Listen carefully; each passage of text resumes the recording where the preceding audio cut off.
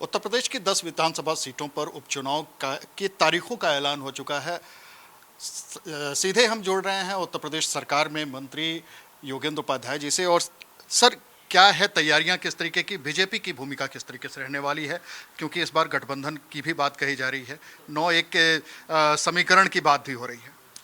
देखिए, ऐसा है कि पहले इन लोगों ने जनता को गुमराह किया था और एक राजनीतिक ठग कहूँगा मैं, राजनीतिक ठग की भूमिका अदा की थी कि संविधान बदल देंगे और आरक्षण समाप्त कर देंगे। इस तरह उन्होंने लोगों की भावनाओं से खेला। अब वो लोग समझ गए कि इन्होंने ठगी की हमारे साथ, तो वो उनके झांसे में आने वाले नहीं। काट की हड्डियाँ बार बार नहीं चढ़ती, एक विषय तो ये जनता के समझ में आ चुका है। और दूसरा कि हमारे पास मोदी जी हैं, योगी जी हैं, इस कद का नेता इंडी गठबंधन के पास कहीं नहीं है। और योगी जी और मोदी जी का व्यक्तित्व कृतित्व, ये दोनों हमको चुनाव में आगे रखेंगे। तीसरा कि ये कि जो वातावरण इस समय इन लोगों ने फैला रखा है पूरे प्रदेश के अंदर, उस वातावरण का भी रिएक्शन भी है और उसके हमारे लिए सपोर्ट भी है। तो ये सब मिलकर चुनाव हमें जिताएंगे। 9 की 9 सीट हम जीतने वाले हैं। 9 सीटों पे ही चुनाव हो रहा है। 10 सीटों की बात हो रही थी। मिल्कीपुर सीट, जिसपे मुख्यमंत्री खुद जिम्मेदारी इनमें से लिए हुए थे, कटहरी और मिल्कीपुर में, तो मिल्कीपुर में चुनाव नहीं हो रहा है। तर्क ये दिया गया है चुनाव आयोग की तरफ से कि यहाँ पहले से ही इलेक्शन रिट पड़ा हुआ है, इसलिए हम जहाँ जहाँ ऐसा होगा नहीं होगा। समाजवादी पार्टी अब ये आरोप लगा रही है कि ऐसा ही सीसामऊ सीट पे भी हुआ है, जहाँ से इरफान सोलंकी समाजवादी पार्टी के विधायक थे, लेकिन वहाँ पे चुनाव करा रही है। तो इससे भूमिका संदिग्ध हो जाती है चुनाव आयोग की। देखिए, लीगल टेक्निकलिटी है ये।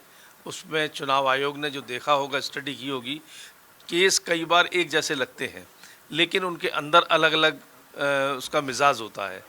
तो ये चुनाव आयोग का विषय है। चुनाव आयोग ने तय कर दिया है कि 9 सीटों पर चुनाव होगा।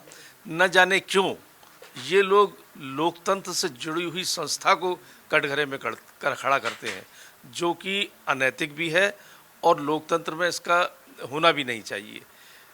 कभी क्वेश्चन करेंगे अपनी चुनाव आयोग पर, कभी ईवीएम के लिए उसको कटघरे में खड़ा करेंगे, कभी कोर्ट पे भी वो कटघरे में खड़ा करते हैं, कभी सेना को कटघरे में खड़ा करते हैं।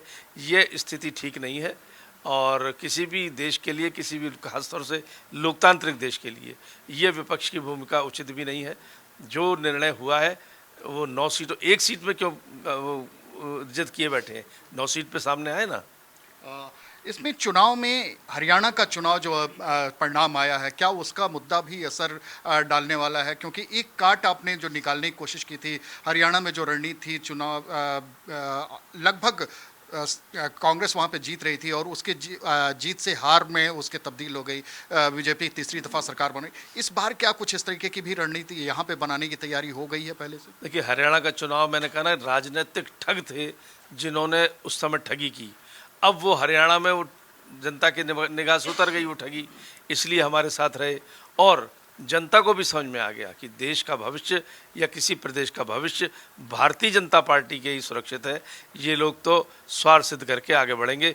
परिवारवाद को हरियाणा में बिल्कुल ठुकरा दिया गया, परिवारवादी राजनीति खत्म कर दी गई और सिर्फ सिद्धांतवादी या जनतावादी राजनीति को बढ़ावा मिला है। पीडीए के मुकाबले क्या इस बार? पीडीए खत्म हो गया ना। पीडीए तो हम कहते हैं सबका साथ, सबका विकास, सबका प्रयास, सबका विश्वास।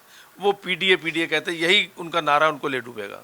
बहुत शुक्रिया हमसे बात करने के लिए। आप थे उत्तर प्रदेश सरकार में मंत्री योगेंद्र उपाध्याय जी। साफ कहना था कि ये सभी 9 सीटों पे बीजेपी चुनाव जीतने जा रही है, हम पूरी तैयारी में हैं और पीडीए का नारा विपक्ष का पूरी तरीके से फेल हो चुका है, हम सत्ता में आ रहे हैं।